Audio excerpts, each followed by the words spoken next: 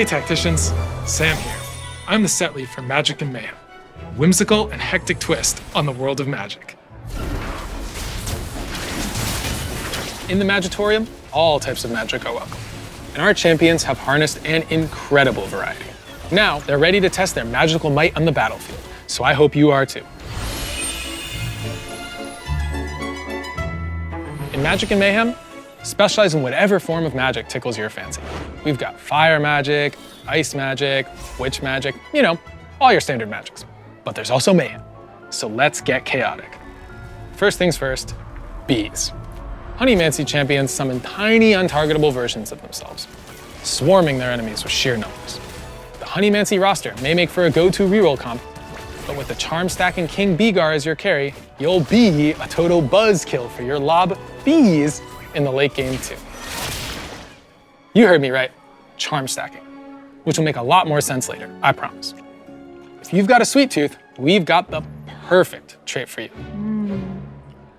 Sugar crafters build a cake filled with power and treats by collecting sugar for each item component your team has. Each layer you bake will power up sugar crafters with saccharin stats. When the cake is finished, more rewards are sure to come. With late game scaling, all you need is fructose and glucose, and your opponent is toast. Piece of cake. Eldritch is one of my favorites. A lot of people on the team say it freaks them out, but I don't really get why.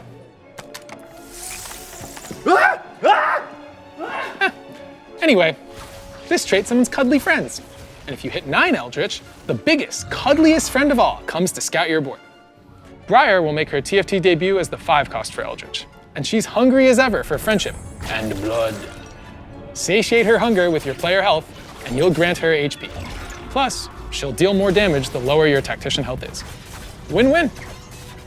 We're also welcoming Smolder to the Convergence for the first time as the 5-cost for our Dragon trait. This little 80 carry will fly around the battlefield, attacking the nearest enemy and dropping fireballs from above. Dragon will also bring back Shyvana as a shapeshifter and Namzi from Dragonlance as a 1-cost with a fiery sneeze. Dragon's attacks and abilities burn and whip, and if you can field all 3 of them, the power of their fiery friendship will upgrade all of their abilities.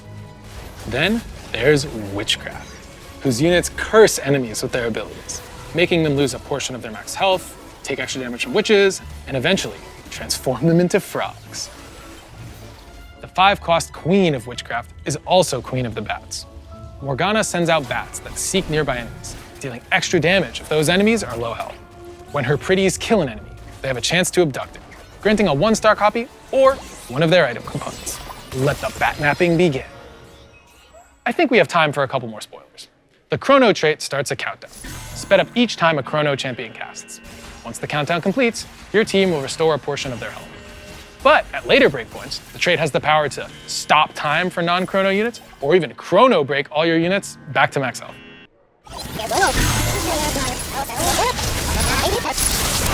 Whoa! I wasn't done here. I haven't even talked about the Chrono units yet.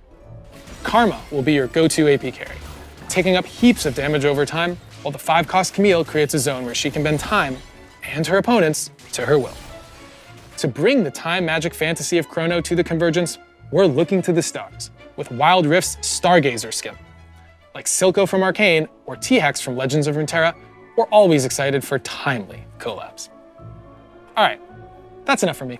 You'll see the rest when the set drops on PvE. But like I mentioned earlier, we still need to talk about charms. Matt, Alicia, give our friends the scoop.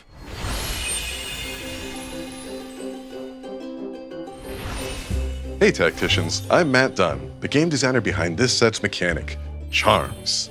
I'm here with Alicia Loring, who helped us make Charms a reality in-game. Charmed to meet you. I'm Alicia, the UX lead for TFT. Charms are magical abilities that you can purchase from the shop once per round from anywhere from 20-ish gold to completely free. They do a whole host of wild and wacky things, but their power is tied to the cost and the stage to become available.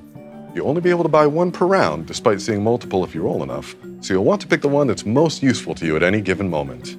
Let's talk through some examples, starting with a simple one, Phantom Gloves. For 3 gold, you'll get a temporary Thief's Gloves until the end of your next player combat. Is it really a Thief's Gloves if you don't get to keep it? A more big brain example comes from the Copycat charm, which grants you a 1-star copy of the first enemy champion to die during the next player combat. There are also charms that appear during the mid-game, when you have a bit more gold, but you're still tinkering with your strategy. Reclamation is a cheap charm that breaks apart items on bench champions for a round. Combat-oriented charms are likely to appear during the mid-game as well. Earthquake stuns your opponent's board for 2 seconds at the start of combat, while Silver Guard makes your team immune to crowd control for the first few seconds of the fight. Talk about a hard counter. Later in the game, you'll get offered more expensive and powerful charms, like Spawn Swarm, which for 8 gold will make it so your dying champs spawn a small voidling. Gross. All 5s, a medium price charm, will immediately re-roll your shop into all 5 costs. It's perfect for taking screenshots to show your friends just how lucky you are. Lastly, we have Ascendant charms, which come from Xerath, a 5-cost Arcana champion with the unique Ascendant trait. Xerath, whose ability launches a barrage of arcane blasts at enemies, can grant you access to charms like the Tower, which summons a large target dummy for a round that strikes enemies with lightning, or the Sun, which will grant you a support anvil and an artifact anvil. With all these exciting late-game charms, we expect to see some crazy final 2 or 3 player fights, as players desperately charm roll to eke out just one placement better. When the team came up with charms, we had to figure out just how to make them make sense in the game. My personal approach is that UX should feel like magic. It should fade into the background and feel like a natural extension of your powers as a tactician in the Convergence. You can see this philosophy at work with recommended items, augments and armory interfaces, or our favorite memory enhancer, the Team Planner. But for charms, we wanted to deliver something a little more delightful. When you buy a charm, it will follow your tactician around and show everyone in the lobby what type of magic you've got your hands on. And we're always looking for more ways to level up the overall TFT experience. So we're also working on quality of life improvements like new stats, or even ways to add more portals to TFT. With that, let's portal over to cosmetics.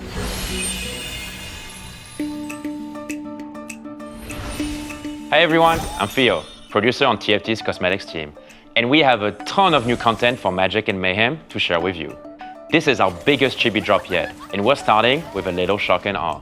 Chibi Misfortune and Chibi Battle Bunny Misfortune hit the convergence at the start of the set, just a few hours into patch 14.15. Like and subscribe. Looking for something a bit edgier? How about the Shadow Clone Assassin Gone Galactic? Chibi Galaxy Slayer Z brings a finisher that will leave your opponent gray screen alongside an entire planet in the process. Then, in the spirit of buttery, flaky goodness, Prestige Chibi Cafe Cuties Gwen will make her debut. She'll release with a widescreen splash art, a new precedent for our Prestige tier content. She'll also have her own finisher, full of cute poses that will show you just what she's cooking. Spoiler alert, it's you. For those of you who want the full cafe experience, we're eager to serve. Or at least, these hardworking cafe bunnies are. They putter around the arena, serving croissants and sweeping up spills. But if you start sweeping the floor with your opponents, they'll swap their broomsticks for glow sticks and become your own personal cheering squad. Get a win streak going and, well, this happens. Lastly, a collaboration with an NA content creator who you probably know from his bootcamp. If you need another hint, check out this boom. The Bootcamp Boom will be available for all BoxBox Bootcamp and community participants for free during the bootcamp, and will be later added to the rotational shop for everyone to get in on the cubicle cardboard action. That's it for cosmetics for now. There'll be a few more new tacticians, and of course, a new pass, but you'll have to wait till later to check those out. For now, let's see what the rest of the team is cooking up.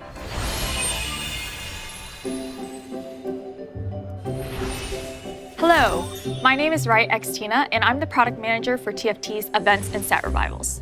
Before I reveal what we have in store for you today, I want to share some insights on our first set revival, Galaxies. Though we've shipped totally new game modes before, we weren't certain that set revivals would resonate with players. I mean, did players really want to get blitz hooked every game again? Obviously not. That's why you have to scout. But you never, ever, ever pivot.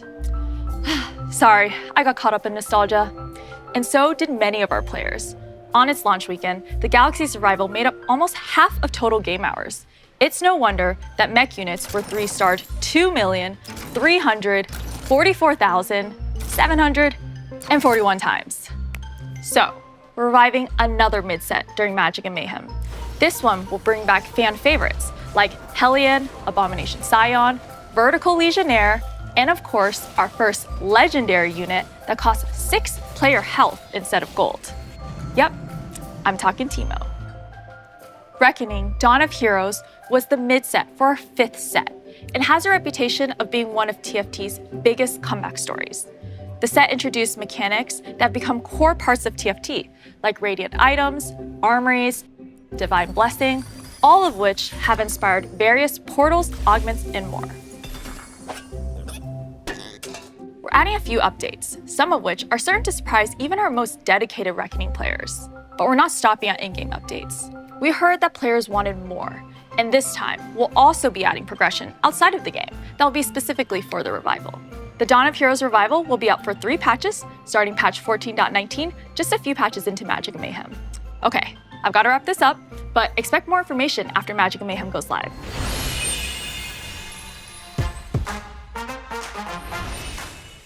Hey everyone, Sherman here with an esports update before we do our last Magic and Mayhem spoiler. We've just finished our first set with our new competitive model. We're filming this in early May, well ahead of the Inkborn Fables Tactician's Crown. Last year, we brought our first ever TFT Open to Las Vegas. It was a huge opportunity to see the Western TFT community come to life. This year, I'm excited to announce that the next TFT Open is headed to Macau, December 13th through the 15th. Similar to how last year's Open was played on the second patch of Remix Rumble, the Macau Open will be played on our next set when it's still fresh. But don't wait to start prepping. Your ranking for Magic and Mayhem will determine your registration order for the Open. We're doing our snapshot on September 2nd, with ticket sales releasing later that week in a bracketed order based upon your rank. Tactician's Crown participants from Runeterra Reforged through Inkborn Fables will get first dibs. Challenger players will get access a day later, Grandmaster and Masters players the following day, and the remaining competitor tickets plus general admission tickets will be released the day after that. Wow, that was a lot of info, but don't worry. If you need this in writing too, we just published an article with more info on the dates, ticket sales, and format. And for once, I'm not last. Peter, take it away.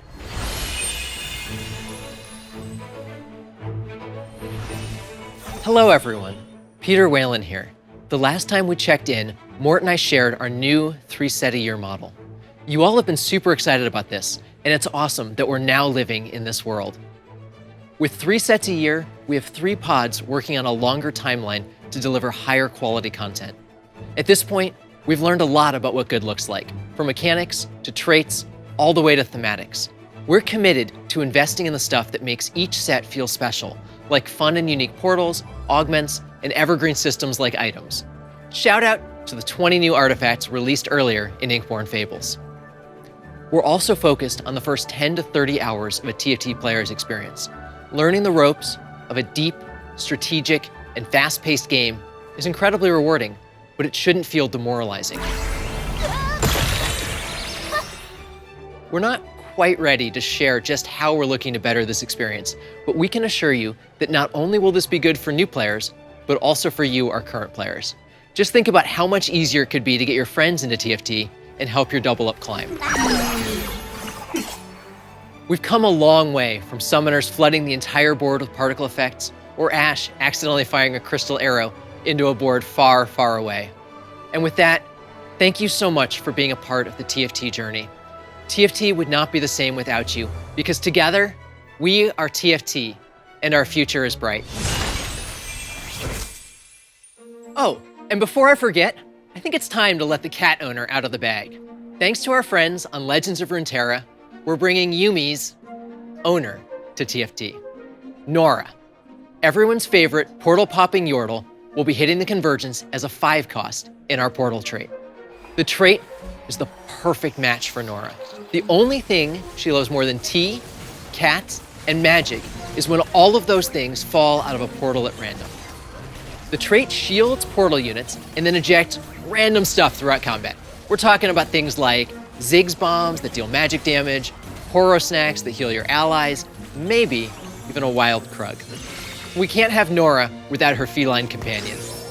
Nora's legendary Explorer trait brings Yumi along for the ride. Yumi will fly around on book, helping out her friends and using her ability when Nora casts hers. There's lots more Magic and Mayhem to discover, So be sure to check out Nora and the rest of the roster when the set goes live with patch 14.15 on July 30th. See you then.